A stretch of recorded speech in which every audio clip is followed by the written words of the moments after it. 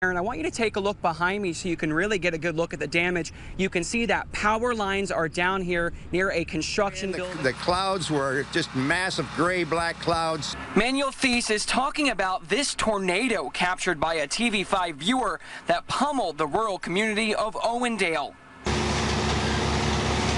Crews spent today beginning the cleanup process. The damage, devastating and unreal. The twister tore down Main Street, destroying much of this construction company. It also snapped trees like toothpicks before taking aim at the town high school. The building behind me is Cole Construction. They do metal fabricating.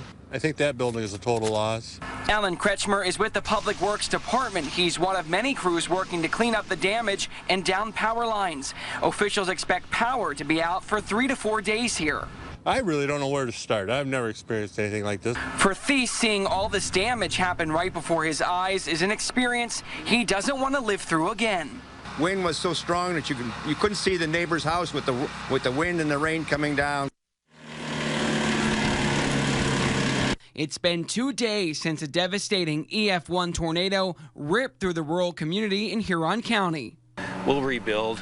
We caught up with Larry Pless inspecting damage to this 110-year-old historic church. I bought it a few years ago after I retired, so give me something to work on and a vacation home. The church was right in the path of the twister when it barreled through town.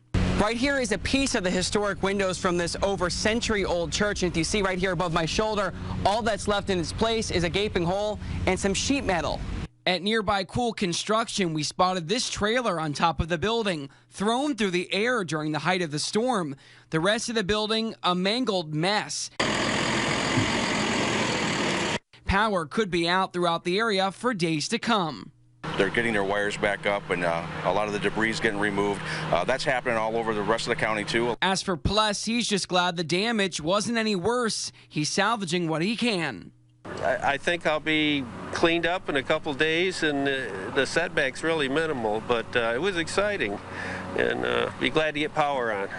Reporting in Owendale, Nick Lulli, WNEM TV5. The devastation behind Sunday's EF1 tornado continues to make itself apparent. I want to show you, this is Cole Construction here. It's right off of Main Street in downtown Owendale. That is a trailer right there on top of the construction building that the emergency services director told me blew up there during the height of the EF1 the tornado was on the ground for only 5 minutes. It caused a lot of damage, but was the warning adequate enough to prepare residents?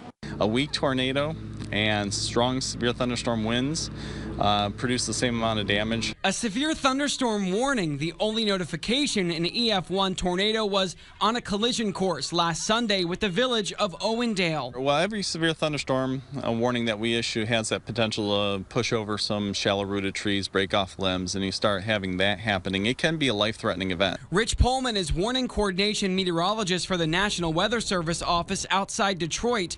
We went to work asking the tough questions about why a tornado warning was never issued.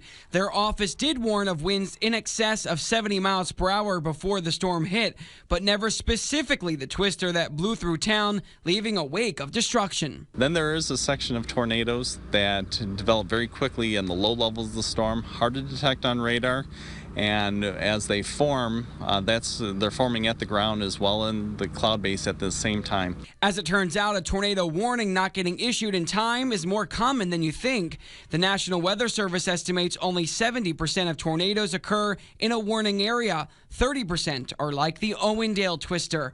But even non-tornadic thunderstorms shouldn't be taken lightly. In fact, they cause more than 6 times the amount of deaths that tornadoes did since 1993. A weak tornado and strong severe thunderstorm winds produce the same amount of damage.